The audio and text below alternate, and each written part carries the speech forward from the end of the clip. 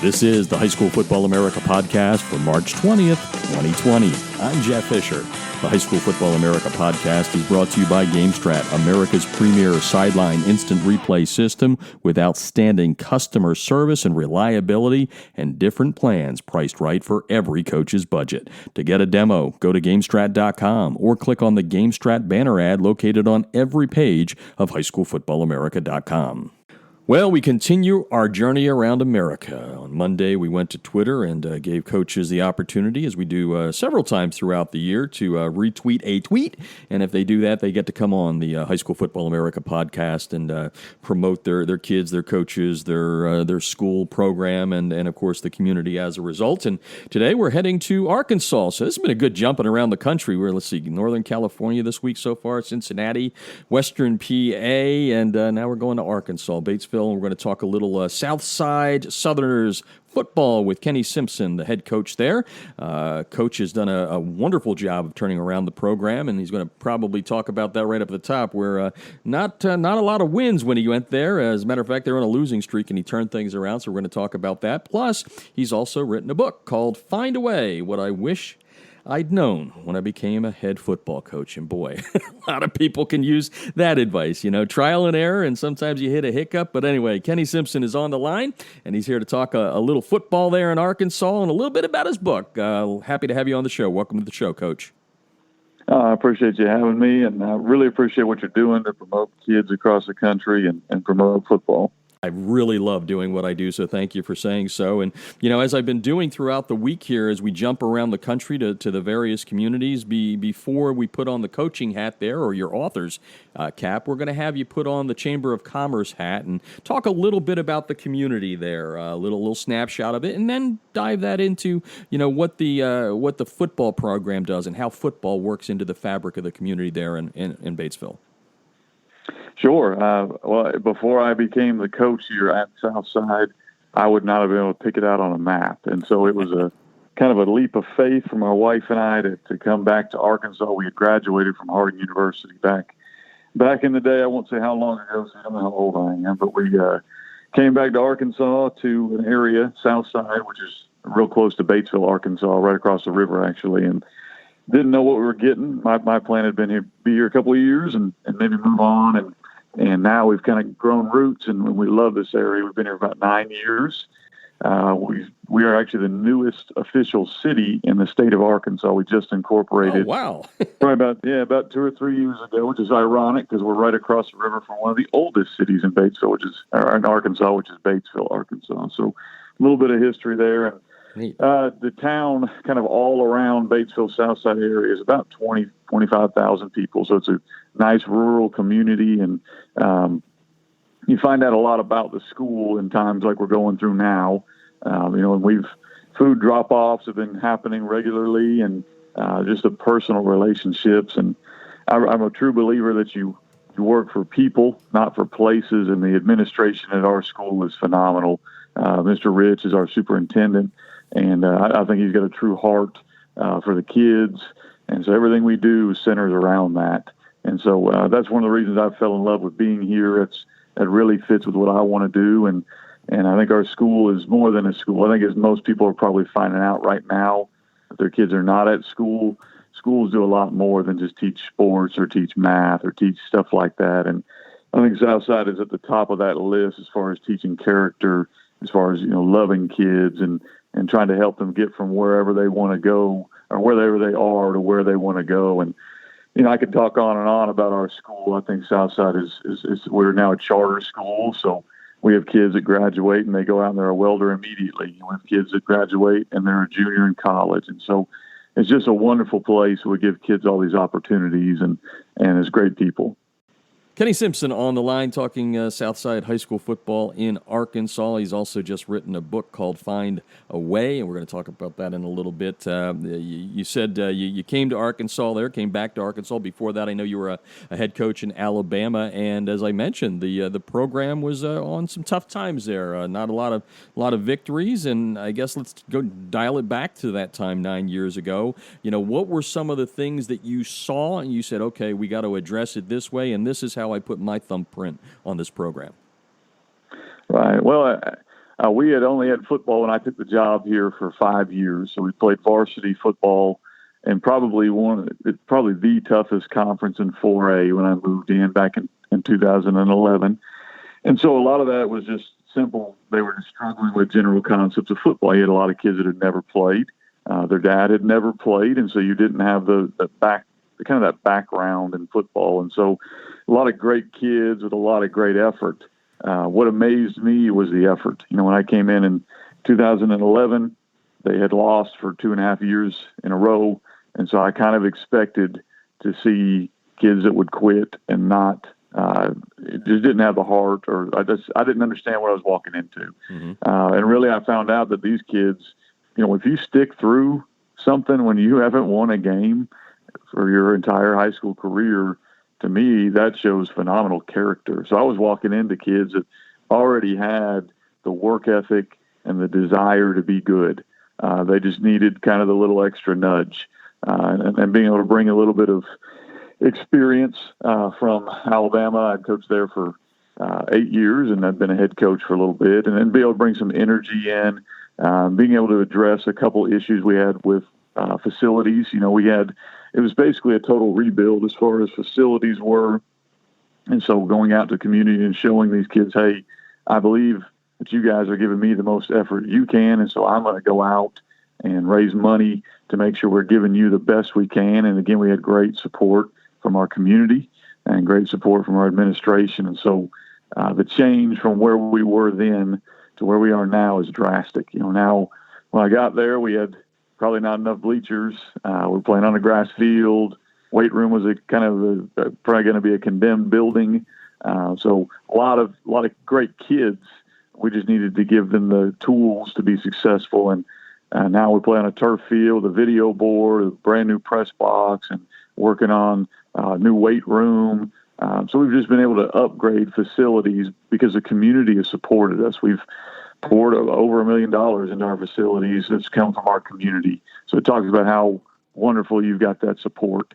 And then the kids have bought into that now, and it's been a process. I'm not a big fan of hearing people use the word culture until you've been at a place for 4 or 5 or 6 years, because that's when you start to really see if you're really building culture or if you're just simply turning wins. Because I view a football program as a whole lot more than just winning games.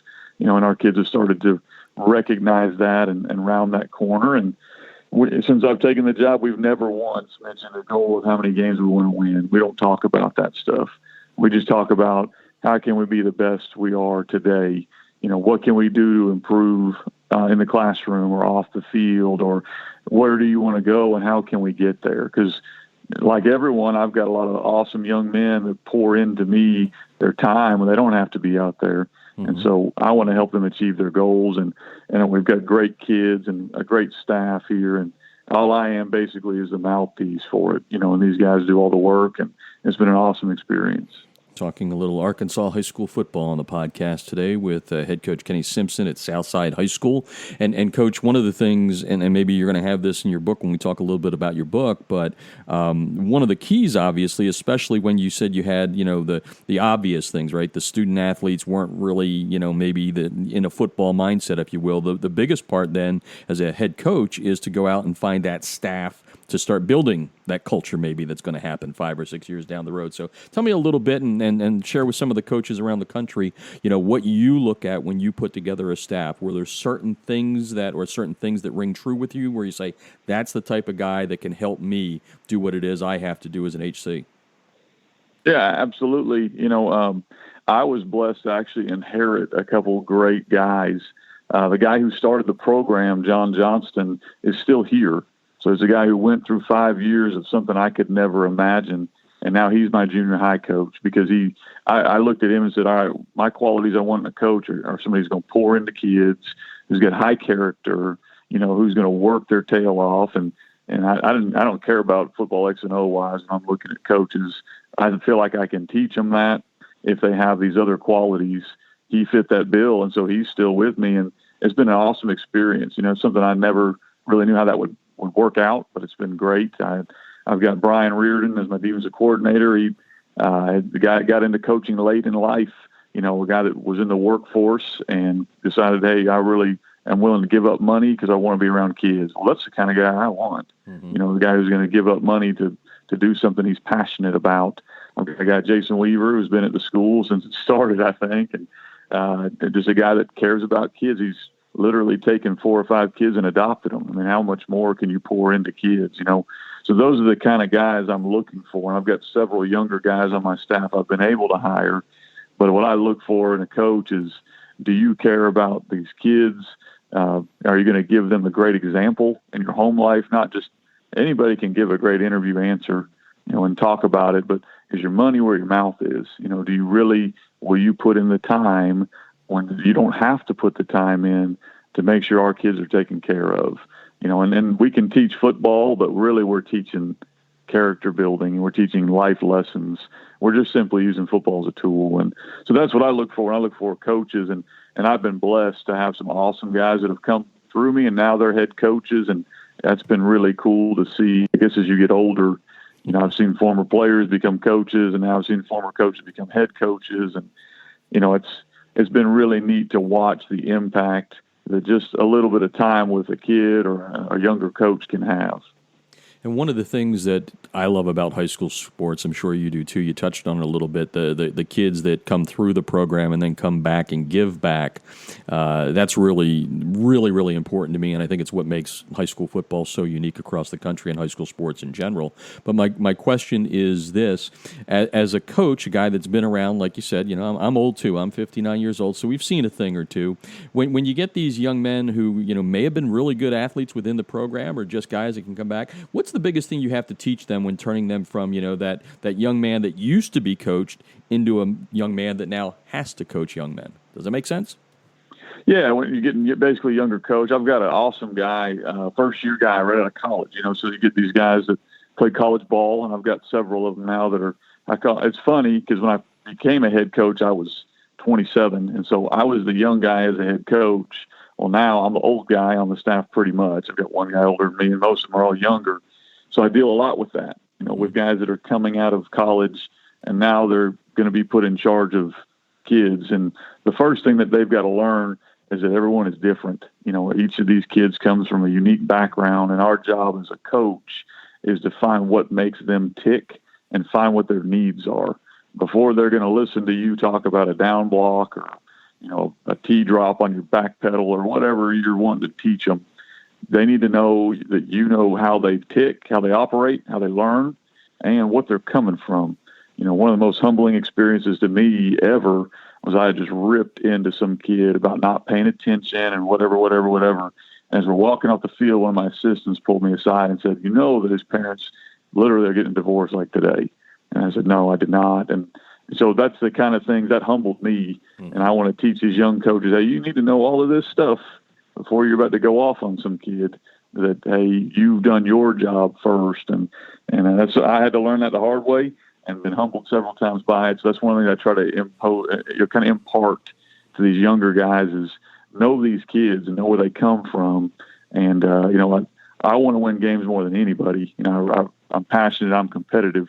But if that's all we're teaching these kids is how to win a football game, we're failing them. We're not doing what they need.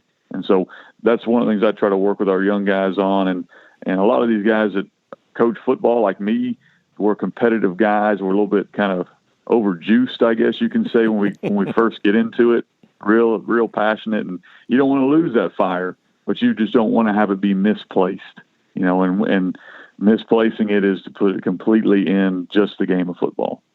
Kenny Simpson on the line, the head coach at Southside High School in Arkansas. Some great advice there. He's also written a book, kind of a blending between the book and the program there that he's been manning for the last almost a decade now. The book is called Find a Way, What I Wish I'd Known When I Became a Head Football Coach. So let's take you back into the program, Coach. And like you said, a lot of L's there. There were some things that you had to fix.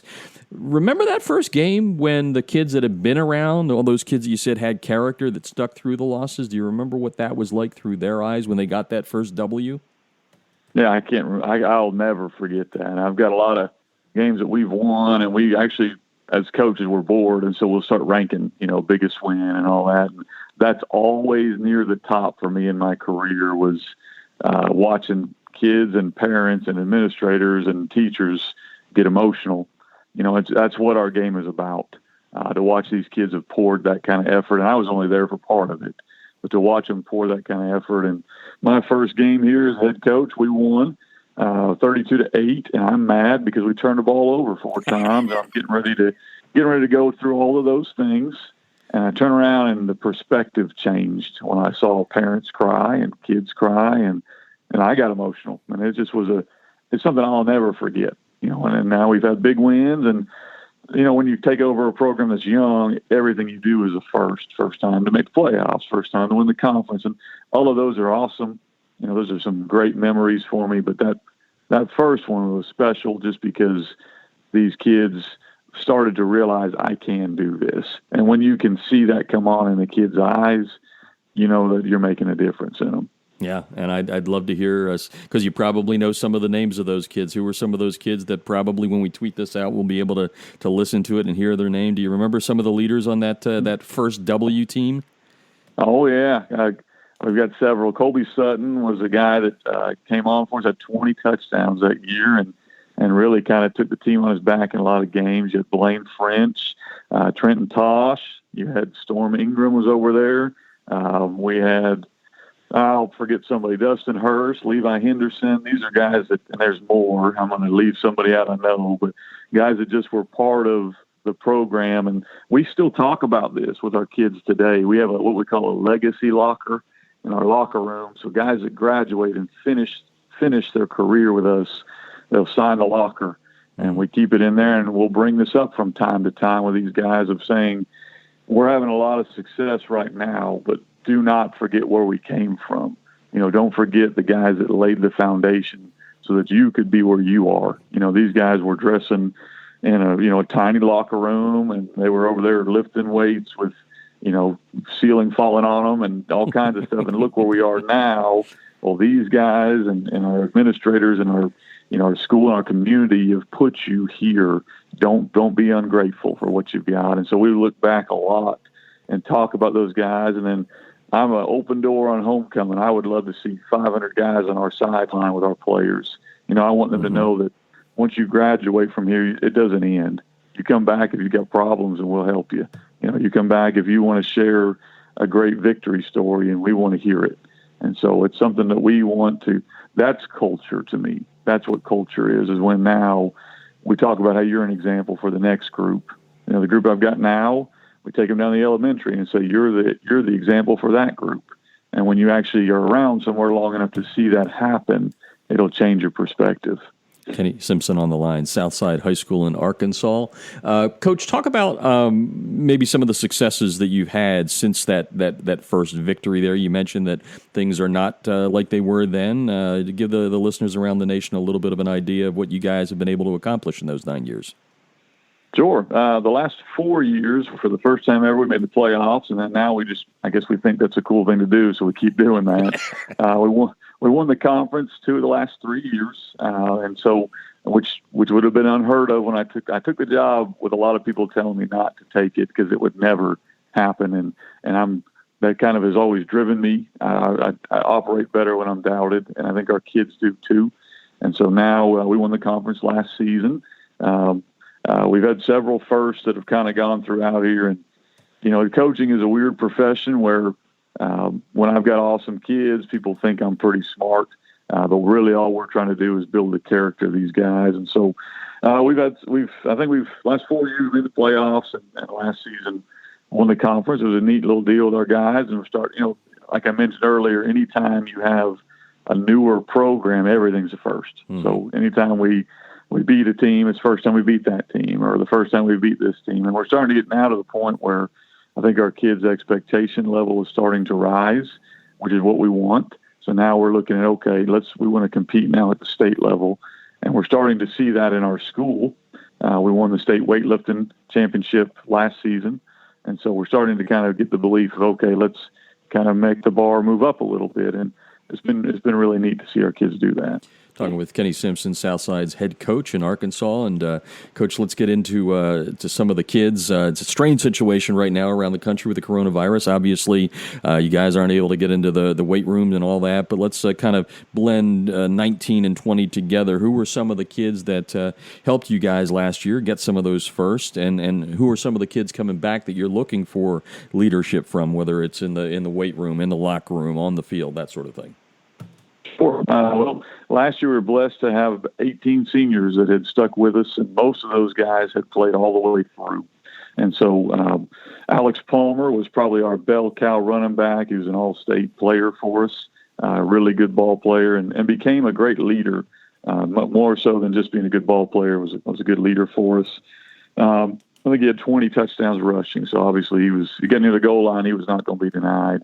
In our offensive line, we had several seniors. We had Cameron Morris, Nathan Williams. We had Evan St. Clair. We had Alex Fike. So those four seniors that did a great job for us. We ran the ball for over 350 yards a game, and they were a huge reason why. We had Larkin Jones, who also ran the ball well for us and played some defense. Braden Jones, our quarterback. Not many people have a quarterback that the year before played tight end. And so, or played defensive line as a sophomore. And so, big, thick kid who I loved watching him grow into that role. Quarterback's a high-pressure role, and he did a phenomenal job for us there. And Kylan Duggar played cornerback for us, did a good job for us. We also had Peyton Walls, really good defensive player for us. Zach Howell led us in tackles, had a really good year for us. I know I'm gonna leave a senior out, but we had a great senior class in general of guys that stepped up and were doubted. You know, that group won 2 games in 7th grade and won 3 games in junior high, and then as seniors they won the conference. And so it just showed the growth through our program with those guys. And next year we're really excited. We'll be pretty young. We only have a senior class of about 8, and so we'll be led by a lot of underclassmen, but we do have a returning all-state guard and Seth Wojcik, who I think is one of the more high-character kids I've ever coached, and I'm excited about him. We have about 4 or 5 kids that were injured for the year, so they didn't get to play football last year, and they get to come back this year, so we're excited about them. I feel like we'll, if our young guys grow up, we've got a lot of sophomores coming up. If they'll kind of grow up with us and do a good job, I think we'll have a chance to be pretty good. We'll take several kids and move positions. So Landon Haas, who played safety for us and corners and all-conference player, is going to move the quarterback. So obviously that'll be an adjustment. We're excited about him. Bring back Brendan Frazier as a running back. Bring back a lot of our linemen, Caden Majors, Cole Weaver. We're excited about a couple guys that are younger going to come back. We had a guy win the state championship in wrestling as a sophomore. He'll be a junior for us at tight end, and Alex Cooper, and excited about what he can do. Defensively, I think we've got several good players coming back for us. We're excited about next year, but we know it's going to be a challenge, and these guys have always tended to what people consider overachieve. But I think a lot of that's due to their character and their effort. Talking Southside Southerners high school football out of Arkansas, head coach Kenny Simpson on the line. And, Coach, I mentioned the coronavirus. You talked about some things that got to be overcome. That's one of them this year, as all coaches and their players have been separated and have to do things a little bit differently now. So I've been asking all the coaches this week, what are you doing differently? Got a lot of answers about, you can do stuff online now in various ways. Are you guys doing anything different to keep things moving forward and realizing, it's a serious situation, but we'll come out of this, and at some point there's going to be some football to be played? Yeah, I think everyone's in unique times, and I think that the group that adapts the best or adjusts the best to hard circumstances, just like in football. I mean, it's life. That's the life lesson. The one that can able to adjust and adapt is going to be successful. And so we're working a few different things with our kids. I sent out a text last night to each kid individually. I'm trying to make sure that we're staying in touch, because I think the one-on-one relationship is the most important thing. And so I want them to know I'm here for them. And so we'll talk about lifting weights and or how we're going to adjust that, because obviously you can't go in and lift. So we'll talk about that. And obviously that's something that needs to be done because it's part of helping you be successful. But I'm much more concerned with, okay, are we okay? We've got a lot of kids in our area that we need to make sure they're getting fed. We need to make sure that they are being taken care of, their basic needs. And so that's the first thing we're going to try to make sure we do with our kids. And then from there, we'll progress up to, hey, are we doing our work? Are we getting our work done? Are we advancing and making ourselves better? And then we'll talk about football from there. So we're looking at a couple different platforms, possibly Google Classroom. We have a Facebook page. But I really feel the best way to do it is through one-on-one. I think that's the way you're going to reach them deeper and more meaningful. And so that's what we'll try to do. The internet is awesome. Social media is a great tool, but I still think that one-on-one connection is it can't be beat. Yeah, and before we switch over to the book here, I had one other question for you. It's been a long time since we had a coach on from Arkansas, Bryant, finishing in our top 25 last year. A lot of people know about the upper end there with, let's see, we got North Little Rock, Bentonville, those types of programs. I'm going to have you put on your ambassador hat for the state of Arkansas now. How would you describe football in the state of Arkansas right now, high school football style, of course? Well, I'll have a unique perspective. I was able to play football in several different states. So I played in Arizona. I played a little bit younger in Florida. I coached in Alabama, and I've coached in Arkansas, and I've been around. So I've been around lots of different states. And Arkansas football, I believe, coaching-wise especially, you're starting to see these guys. Now, Gus Malzahn obviously is the poster child for it, and you got Eli Drinkowitz now. You're starting to see some of these guys are sharp. I thought when I came from Alabama, which is a very good state as well in football, to Arkansas, that I'd be able to just outmaneuver guys. And I've been super impressed with the intelligence of the level of coaching I'm seeing week in, week out. I mean, these guys are driven. They do a great job. There's a lot of creativity that you're seeing now at the national stage. You're seeing guys that are inventive. You got Kevin Kelly, who I think he didn't bother to kick off ever or punt. So you got guys that are like that.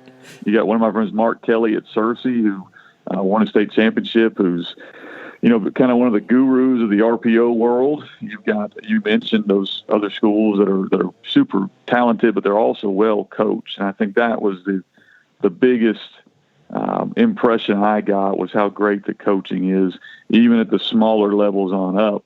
Gus Malzahn got to start here at a 2A school and worked up. And so you're seeing guys, Drinkowitz was a high school assistant here and worked his way up. And so you're starting to see that the nation's recognizing there's some sharp coaches. I don't know if I'm in that group. I'm not there. You got an upper echelon of guys that are super impressive, even in our own conference. There's guys, I think Drake Widener over at Riverview does a good job, and Tommy Shoemaker, who's won some state championships, does a good job. These guys are just extremely impressive guys. And of course, the kids are, I think, underrated as well. I think we've got some really good ball players that have come out of Arkansas that have gone on to do great things. And, it's just been impressive. I could go on and on about how much I didn't know what I was walking into, and then I've been very impressed with the level of coaching. Great description there. Now time to put on your author hat. Kenny Simpson on the line, Southside High School. He's written a book called Find a Way, What I Wish I'd Known When I Became a Head Football Coach. I think that title says it all, but what got you also fired up to put, well, I was going to say pen to paper, but both you and I know that us old folks don't do that anymore. You got to use it. No. Got to use a computer. But anyway, what got you all ready to go and write a book? Well, I started writing the book back several years ago when I was, when I first got started in coaching. I had some instant success, which is probably the worst thing that can happen to a young coach. And, I was Montgomery Coach of the Year, and I thought, man, I've arrived. I'm 29, and I know what's going on. And so I started writing a book that was going to be about, basically how to do things, like a how-to manual. And then I got a nice dose of humility as I had to work my way up. And so the book changed, from here's what you need to do to here's a whole lot of things that I've done and maybe you can avoid. And so I basically wrote the book like I was writing to myself when I was 27 of, hey, man, I wish you had known this stuff. And so I walked through, pretty much how to get a job, stuff I wish I had known. And once you have the job, what to do. Here's all this other stuff nobody told you about when you became a head coach. And it goes chapter by chapter, and I think it's a good guide to young coaches getting into it, or maybe a refresher. But really, I wrote it as, these are some things that I've done. I've got a whole chapter called Mistakes I've Made, and maybe I can help somebody, avoid some of the pitfalls that I had. Yeah, and you gave one earlier about the young man whose parents were getting divorced. I was just going to say, what are a couple of the nuggets for coaches out there where you're like, yeah, if I had only known? What are your biggest 2 or 3 maybe?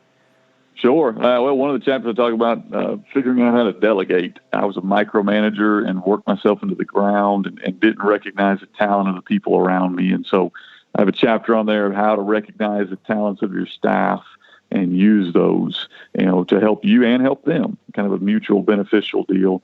I put one in there on fundraising. We've done a really good job here fundraising, and so I give a couple nuggets in there that would help anybody. And I think I've got one in there on learning how to kind of brand yourself, or how to talk about, how to make your program be what you want it to be through the use of social media or other means. Good stuff there. What are you still working on yourself? Anything?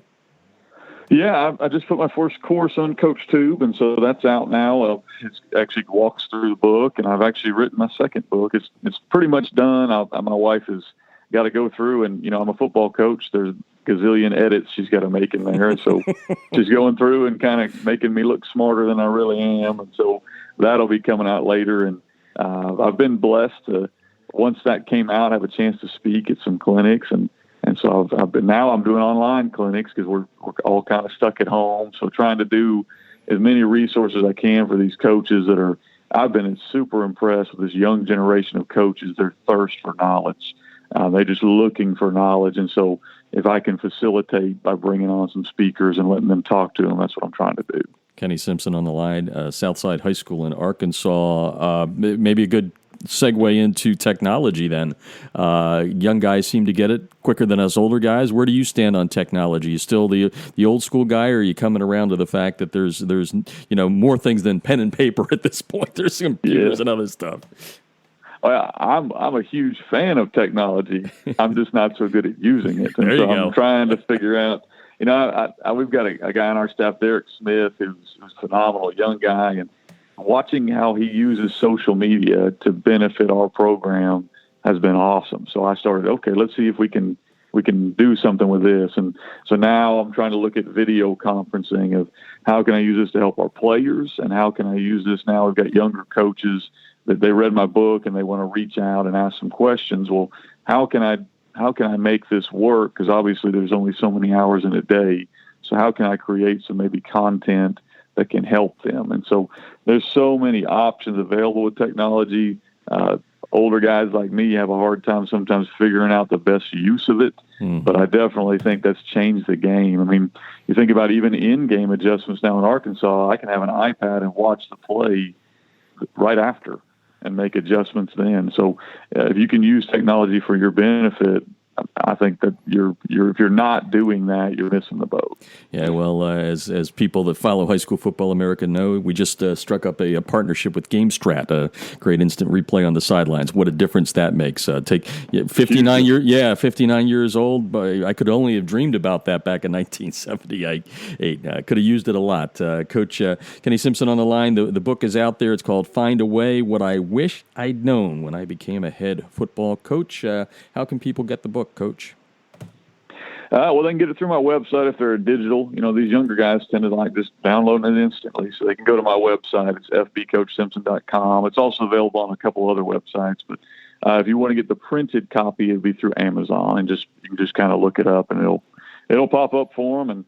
And I appreciate you having me on, and hopefully it can maybe help a couple guys and maybe avoid some of the things that I've done. Yeah, well, like we were joking before we rolled some tape here, the great thing about the profession is, right, it's one of the few professions where we'll joke with the word steal, and then we'll use borrow or reconstitute. It's the great thing about the sport, and everybody's out there trying to help everybody else, and that's what makes high school football coaches so unique and special, I believe. So I really appreciate you joining us on the show. Best of luck with the sales of the book, and when we finally get back to the gridiron, good luck this year with the Southside Southerners. Thanks for joining us tonight. I appreciate it. Yeah, thank you for having me on. And again, thank you for what you're doing to grow our sport.